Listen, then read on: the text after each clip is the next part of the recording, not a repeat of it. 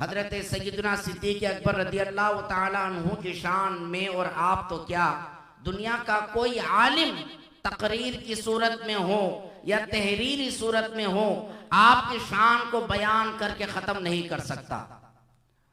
क्योंकि मेरे नबी करीम सल्लल्लाहु ताला अलैहि वसल्लम ने इरशाद फरमाया,